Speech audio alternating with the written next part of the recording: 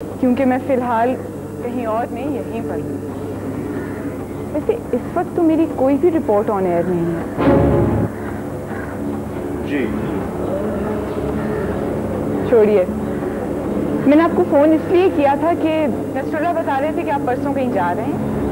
मैंने सोचा आपसे पूछूं अगर आपके पास कल वक्त हो तो। सर आप मुझसे क्यों मिलना चाहती हैं? क्योंकि मुझे लगता है कि जाने से पहले आप भी मुझसे मिलना चाहते हैं, कुछ पूछना चाहते हैं। बहुत सी बातें ऐसी भी हैं जो मैं खुद आपको बताना चाहती हूँ। जी हाँ, मैं आपसे बहुत कुछ पूछना चाहता हूँ, लेकिन मेरा नहीं ख्याल कि आप मेरे तमाम सवालों का जवाब दे पाएंगी। सवाल करने और उनके जवाब हासिल करने का काम मैं आप पे छोड़ दूँ। आप मुझे चैलेंज कर रही हैं? फिलहाल तो मैं आपको इनवाइट कर रही हूँ। ठीक है, मैं कल शाम अपना टिकट कंफर्म करने जा रहा हूँ, तो वापसी पर मैं आपके पास आ जाऊंगा। मैं आपका इंतजार करूंगी। ओके, खुदा हाफिज़।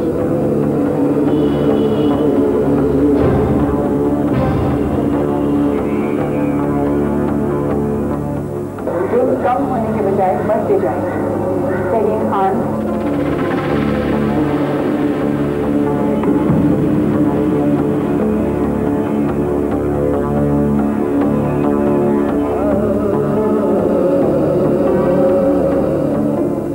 इस पैक में बचत भी।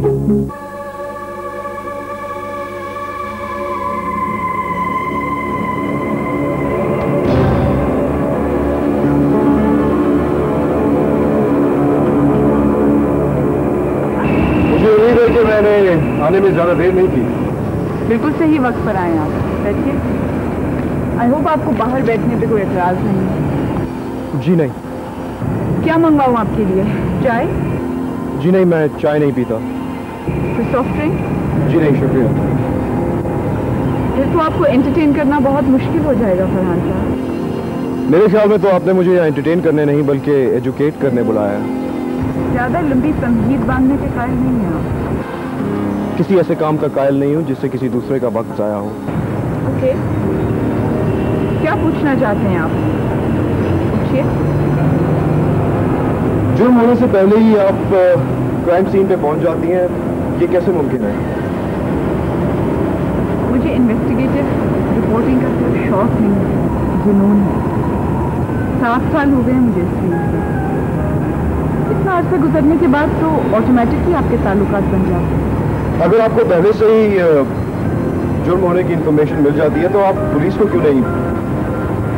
मुझे लगता है कि आप उन चंद लोगों में से हैं जिनको अभी भी कानून पर और इंसाफ पर और पुलिस पर पूरा भरोसा है, मगर मैं उन लोगों में से हूँ जिनको पूरा यकीन है कि कानून अंधा है। कानून अंधा तो है मिस खान, लेकिन कहते हैं कि उसके हाथ बहुत लंबे हैं। ये सारी कहने की बातें हैं, इनका हकीकत से कोई ताल्लुक नहीं है। और मैं हकीकत की दुनिया में रहने वाली हूँ, जहाँ पर एक गरीब की बेटी और एक लाचार की जमीन के साथ जो सलूक होता है वो मुझसे बेहतर आप जानते हैं।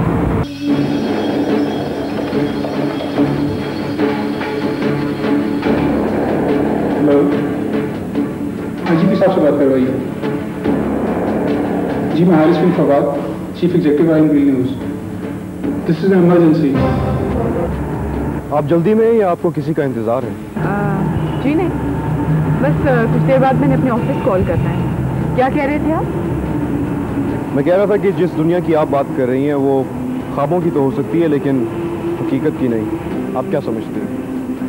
एक कैमरा और माइक लेके आप सड़कों पे बाहर निकल जाएंगी, कानून को बदनाम करेंगी और इससे आप दुनिया बदल देंगी? दुनिया तो नहीं, लेकिन शायद कुछ लोगों का नजरिया बदल सकते। ये सारी बातें आपको समझ नहीं आएंगी क्योंकि आप उस मजदूर की तरह हैं जो कोयले के कान में काम करते करते खुद भी कोयला होते हैं। आईजीपी साहब, जी मैं हारिस बिन फवाद बोल रहा हूँ।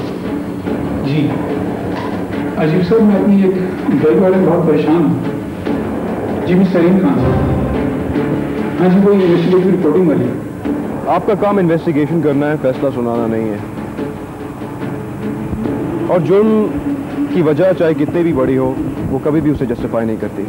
जी मैं अपने एक्शंस को जस्टिफाई करने की कोशिश नहीं कर रहा, मैं आपको अपनी बात समझाने की कोशिश कर रहा हूँ। आप मेरी बात समझ नहीं रहे। लगता है कि ज़हनी मरीजों को स्टडी करते करते आप हर एक को एक साइकोपैथ समझने लगे। अपने जहन में एक इम्परफेक्ट सी दुनिया बनाई हुई है आपने, जिसमें आपको इर्द गिर्द का हर शख्स पोटेंशियल सस्पेक्ट नजर आता है, इसीलिए हर एक को आप शक की निगाह से देखते हैं। जी मुझे शक तो था पर यकीन नहीं, मगर अब जब मैं इस बारे में सोचता हूँ तो मेरा शक यकीन में बदलता जाता है। मेरे ख्याल में तो आप खबरें क्रिएट करती हैं। तो ये समझते हैं आप? जी सर, राइट सर, मैं अभी रवाना होता हूँ सर। ओके सर, फोर्स को तैयार करो फॉरन एक्शन के लिए। ओके।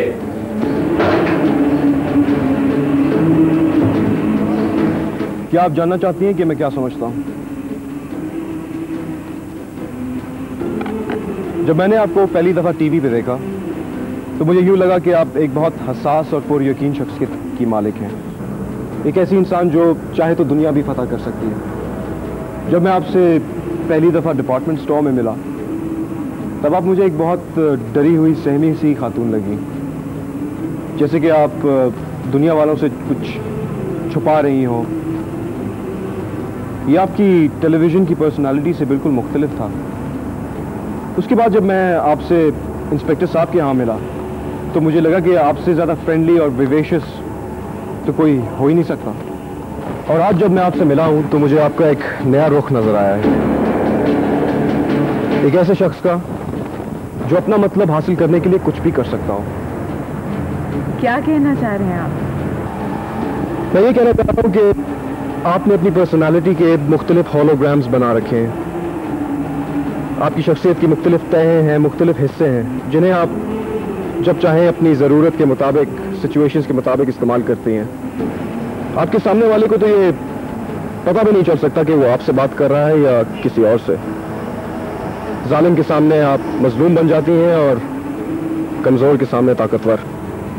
लेकिन ये सब मैं क्यों करती हूँ?